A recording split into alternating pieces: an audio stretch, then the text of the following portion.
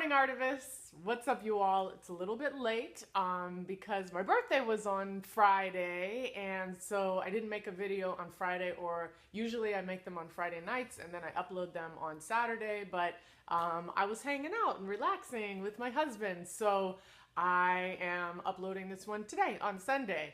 But it's still this week as an Artivist. I'm still going to go through everything I did this week. So first of all, I started my job on Monday, my brand new job. And I am head of equity and inclusion for Pearl Street Productions. Pearl Street is the production company owned by Matt Damon and Ben Affleck. It's going to be an interesting ride, y'all. The good news is I've known Matt and Ben since we were, I met Matt when I was about 9 years old. So the good news is they know me.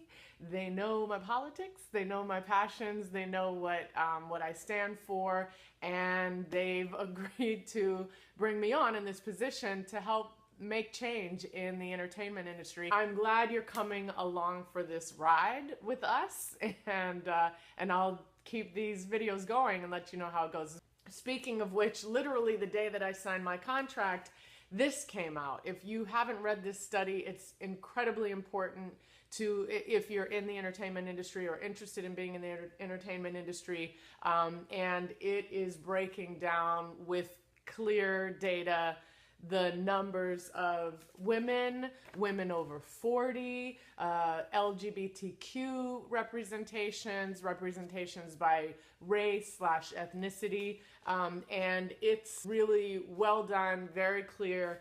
And what I really appreciate is that at the end they provide a bullet list for solutions, and that's really going to be helpful to me.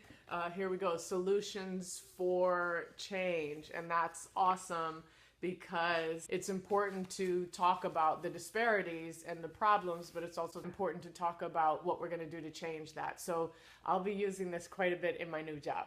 Also this week, I had a meeting for Mixed Root Stories, the LA Site Committee for the Critical Mixed Race Studies Conference.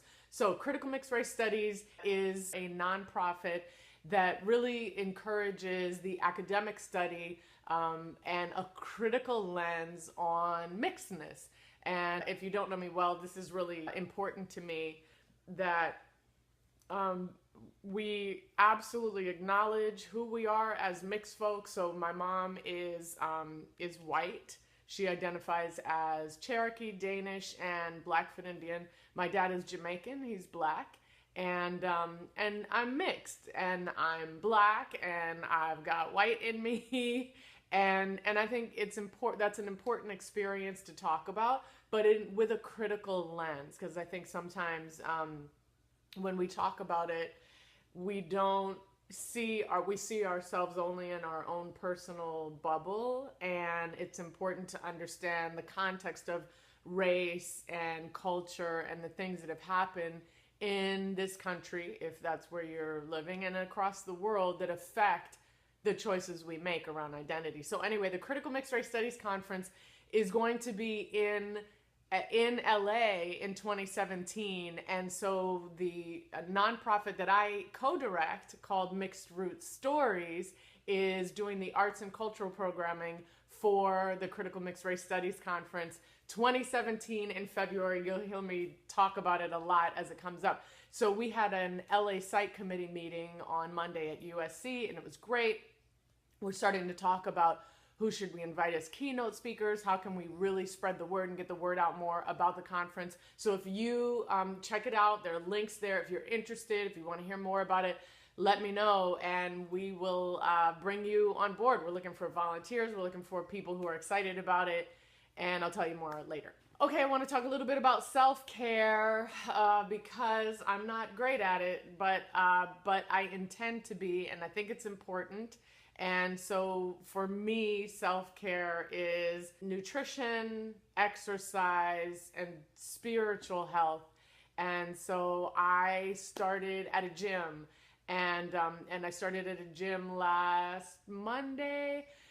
It is going well. I definitely hurt myself after the first couple days, and then I had to take a few days off, but it's great. And it's a women's gym, and I really appreciate that because everyone is really kind of pushes each other. It's called Pink Iron here. If you're in LA, check it out. And then also I've got this thing where, okay, during the week, I am eating healthy meals, which for me, a good balance for me are a good amount of protein, lots of vegetables, and a tiny bit of grains, a tiny bit of carbs. But yeah, so that's going to be during the week. And then on the weekends, I let myself enjoy myself. So I'll get a mocha, which I try not to drink a lot of caffeine, but I'll get a mocha, have a glass of wine, some sweets, and enjoy myself. Chocolate is always a good thing. So anyway, self-care. What do you do for self-care? I'd love to hear. Okay, you know I like to go see theater as much as possible, and I saw The Mountaintop. And it's playing at the Matrix Theater until April 10th here in LA. So if you're in LA, please go see it.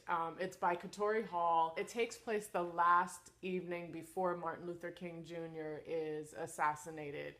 And he gets a visit from a woman. I can't tell you much more about it to not spoil it, but the woman, the character is incredible. I think she's one of the strongest, most complex, and beautifully developed Black women in theater, who's specifically written as a Black woman. And this woman, Danielle Truitt, plays Kame, and she's just incredible. And Larry Bates is also great. He plays Martin Luther King Jr.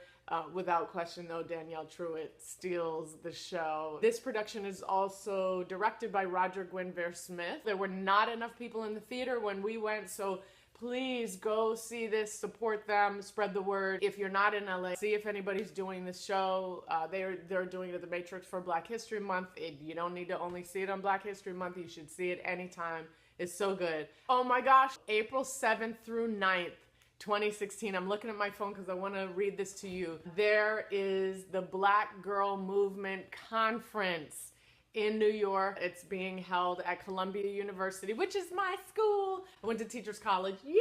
So Black Girl Movement, a national conference, is a 3-day gathering at Columbia University in New York City to focus on Black girls, cis, queer, and trans girls in the United States, bringing together artists, activists, educators, policymakers, and Black girl leaders themselves. This first national conference on Black girls seeks to address the disadvantages that Black girls in the United States face while creating the political will to publicly acknowledge their achievements, contributions, and leadership. All right, I know you can read yourselves, but I read that. I get excited every time I read that. So, of course, links for everything down below. What are your goals? What's going on? What have you achieved as Artivist? Keep up this great, incredible, important work we do. And wish me luck on this new job and on staying in shape, staying fit. Ooh. And I'll talk to you next week. Bye-bye.